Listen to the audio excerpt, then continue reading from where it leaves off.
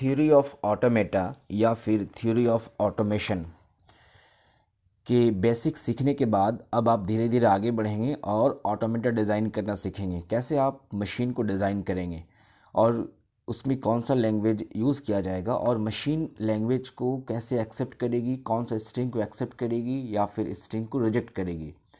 तो अगर आप बेसिक जानते हैं तो ये वाला वीडियो आपको समझ में आएगा, और अगर आप बेसिक नहीं पढ़े हैं तो पीछे वाला वीडियो को जाकर आप देखें और बेसिक को पहले समझ लें। उसके बाद ये आपको वीडियोस बहुत अच्छे से तरीके से समझ में आ जाएगा। तो आज की वीडियो में आपको हम बताएंगे कि डिस्क्रिप्टिव डेफिनेशन क्या होते हैं। ठीक है, यानी हम जो ऑटोमेशन की बात कर रहे हैं या फिर किसी मशीन की बात कर रहे हैं जो ऑटोमेटा बेस्ड है, तो वो मशीन कैसे पहचानेगी कि वो स्ट्रिंग जो वो इनपुट लेगी वो वैलिड होगा या फिर नहीं होगा, वैलिड होगा या फिर नहीं होगा, या फिर कोई मशीन स्ट्रिंग को कब एक्सेप्ट करेगी और कब रिजेक्ट करेगी। क्योंकि ये आपको पता है जो भी मशीन होती है वो लैंग्वेज पे ही बेस्ड होती है और वो क्या इनपुट लेगी उसको पहले से डिज़ाइन कर दिया जाता है। तो आज की वीडियो में हम इस चीज़ को समझेंगे कि लैंग्वेज को जो डिफ़ाइन किया जाता है, यानी ये जो मशीन है ये लैंग्वेज पे, ये मशीन जो है ये लैंग्वेज पे बेस्ड है, इसके लिए लैंग्वेज बनाई गई है। तो लैंग्वेज को हम डिफ़ाइन कैसे करेंगे, ठीक है, लैंग्वेज को हम डिफ़ाइन कैसे करेंगे, इसकी बहुत सारे मेथड है। उसी में से आज एक हम मेथड सीखेंगे जिसको हम कहते हैं डिस्क्रिप्टिव डेफिनेशन। ठीक है, यानी इसको आप कह सकते हैं मेथड फॉर डिफाइनिंग लैंग्वेज। किसी लैंग्वेज को डिफ़ाइन करने का ये एक मेथड है। इसके अलावा और भी मेथड है। तो सबसे पहला जो हमारे पास आज है वो डिस्क्रिप्टिव डेफिनेशन। तो चलिए इसको थोड़ा डिटेल्स में देखते हैं कि डिस्क्रिप्टिव डेफिनेशन क्या होता है, तो फिर आपको समझ में आ जाएगा कैसे आप जो है लैंग्वेज को जनरेट करेंगे। बहुत ही बेसिक तरीके से जो मैंने आपके सामने डेफिनेशन यहाँ पे लिखा हूँ उसमें सबसे पहले देखो डिस्क्रिप्टिव डेफिनेशन में होता है क्या है, मेथड है, यानी ये एक मेथड है जो लैंग्वेज को डिफाइन के लिए किया जाता है, यूज़ किया जाता है। दूसरा पॉइंट क्या है, we simply describe the condition imposed on its string और वर्ड्स। यानी इसमें हम लोग क्या करेंगे, क्या डिस्क्राइब करेंगे कि मशीन में जो लैंग्वेज यूज़ किया जा रहा है वो किस टाइप का स्ट्रिंग या वर्ड्स को लेगा। अभी हम इसको एग्जांपल से भी समझेंगे तो कंसेप्ट बहुत क्लियर हो जाएगा। ठीक है, तो ये आपका हो गया 2 लाइन का जो डेफिनेशन है, यानी कि डिस्क्रिप्टिव डेफिनेशन एक मेथड है लैंग्वेज को डिफाइन करने के लिए। दूसरा क्या है, we simply describe the condition imposed on its string और वर्ड्स। जो हम कंडीशन इम्पोज करते हैं यानी कि अप्लाई करते हैं तो इस डिस्क्रिप्टिव फंक्शन के द्वारा करते हैं, तो फिर लैंग्वेज समझ में आ जाएगी आपको। अब इसकी स्टैंडर्ड क्या है, इसकी स्टैंडर्ड क्या है, डिस्क्रिप्टिव डेफिनेशन की स्टैंडर्ड क्या है। अगर किसी लैंग्वेज को डिफाइन करना हो तो हम क्या करेंगे, सबसे पहले लैंग्वेज का नाम लिखेंगे। ठीक है, लैंग्वेज का नाम लिखने के बाद हम यहाँ पे इक्वल टू देंगे, करली ब्रेसेस को ओपन करेंगे और अंदर में डिफाइन करेंगे। डेफिनेशन जो है अंदर में देंगे, यानी जो भी हमें कंडीशन लगाना है लैंग्वेज का कि मशीन क्या एक्सेप्ट करेगी क्या नहीं करेगी, वो सब हम किस में डिफाइन करेंगे, इसके अंदर डिफाइन कर देंगे। तो फिर ये लैंग्वेज जो है वो क्लियर हो जाएगा, किसके द्वारा, इस मेथड, इस डेफिनेशन के द्वारा जो है क्लियर हो जाएगा कि मशीन क्या एक्सेप्ट करेगी और क्या रिजेक्ट करेगी।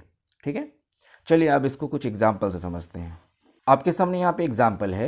अभी मैंने आपको बताया जो लैंग्वेज लिखना हो तो उसको उसके हम नाम लिखते हैं। तो फॉर एग्जांपल हमने यहाँ पे लैंग्वेज का नाम L1 कर दिया और डेफिनेशन में हमने क्या लिखा, एनी फाइनाइट स्ट्रिंग, यानी कोई भी जो स्ट्रिंग होगा वो फाइनाइट होगा, that does not start with letter ए।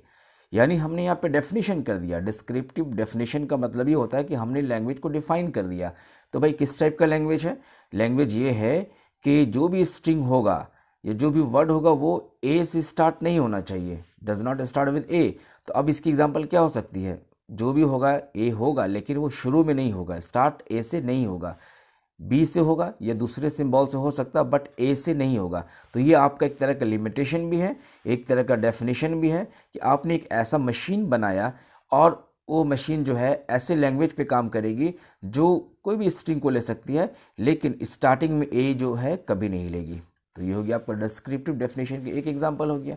दूसरा एग्जांपल आप देखें, हमने एक और लैंग्वेज का नाम दिया L1, L2, L3, आप जो देना चाहते दे दें, लेकिन अंदर में डेफिनेशन आपको समझना होगा और उसके बाद उसको लिखना होगा। तो यहाँ देखिए डेफिनेशन क्या है, यहाँ पे सेट ऑफ ऑल स्ट्रिंग्स, यानी स्ट्रिंग्स के सारे सेट्स को एक्सेप्ट करेगा of letters that starts with A and ends with A. अब आपने एक ऐसे मशीन के लिए लैंग्वेज को डिफाइन किया है जो स्ट्रिंग लेगा ए से शुरू होगा और ए पे ख़त्म होगा, स्टार्टिंग ए से होगी और एंडिंग ए से होगी। तो ये भी एक तरह का आपका लिमिटेशन हो गया या फिर डेफिनेशन हो गया लैंग्वेज का। तो अब इस मशीन के लिए जो लैंग्वेज आपने बनाया उसकी इस तरीके से इनपुट हो सकता है, A B A B B A double A B, यानी देखें ए और शुरू में ए और लास्ट में ये क्या हो रहा है, ये स्टार्टिंग भी है और एंडिंग भी है। किसके अकॉर्डिंग, इसके अकॉर्डिंग आपने लैंग्वेज में डिफाइन किया है कि कोई भी स्ट्रिंग एक्सेप्ट करेगा ये मशीन, लेकिन उसकी जो स्टार्टिंग स्ट्रिंग होगी वो ए होगी और एंडिंग स्ट्रिंग जो होगी वो भी ए होगी। तो देखिए कितना ईजी है। इस तरीके से आप जब समझ जाएंगे तो आप ऑटोमेटा बहुत आसानी से डिज़ाइन करेंगे। इसलिए मैं स्टेप बाय स्टेप आपको बता रहा हूँ, और आप में से जो लोग वीडियोस पीछे का वीडियोस नहीं देखें वो ज़रूर देखें, तो आपको ये सब चीज़ बहुत आसानी से समझ में आ जाएगी। अब देखें कुछ और एग्जांपल उठाते हैं हम। इसी डिस्क्रिप्टिव डेफिनेशन का यूज़ करते हुए एक आपके सामने क्वेश्चन है कि आपको एक लैंग्वेज बनाना है पैलिंड्रोम के लिए। एक जो है लैंग्वेज डिफाइन करना है किसके लिए, पैलिंड्रोम के लिए। तो पैलिंड्रोम आपको पता है कि जिधर से भी आप पढ़ेंगे वही होगा। ए भी एक पैलिंड्रोम है, 1 to 1 क्या है, पैलिंड्रोम है, 1 to 3 to 1 क्या है, एक पैलिंड्रोम है। तो आपको कैसा लैंग्वेज जनरेट करना है, तो बहुत सिंपल है। मैंने बताया लैंग्वेज का पहले नाम लिखें, तो आपने लैंग्वेज का नाम क्या लिखा, पैलिंड्रोम। अब पैलिंड्रोम के जो अंदर में कंडीशन देना है कि एक तो ये नल स्ट्रिंग तो होगा ही, उसके अलावा क्या होगा, and all string X such that reverse of X equal to X, यानी मान लीजिए इसमें एक्स इक्वल टू 1 2 3 2 1 है, तो उसका रिवर्स क्या हो जाएगा, उसका रिवर्स भी वही होगा, 1 2 3 2 1, इसका रिवर्स भी वही होगा। तो आपने यहाँ क्या लिखना है, and all string X such that reverse of X equal to X. तो फॉर एग्जांपल यहाँ देखिए X equal to A B A है, तो reverse of X equal to क्या होगा, वही हो जाएगा ए बी ए, और ये एक्स के बराबर हो जाएगा। तो इस तरीके से आपने देखा डिस्क्रिप्टिव मेथड के द्वारा आपने देखा लैंग्वेज को कैसे आप डिफाइन किया। अब जो मशीन यहाँ पे डेवलप होगा, जो मशीन ऑटोमेटा होगा, वो पैलिंड्रोम के लिए होगा। जो भी स्ट्रिंग डाली जाएगी वो उसका रिवर्स इक्वल हो जाएगा। ठीक है, तो ये आपका आज का टॉपिक था, डिस्क्रिप्टिव डेफिनेशन। आपने देखा लैंग्वेज को डिफाइन करने का एक मेथड है।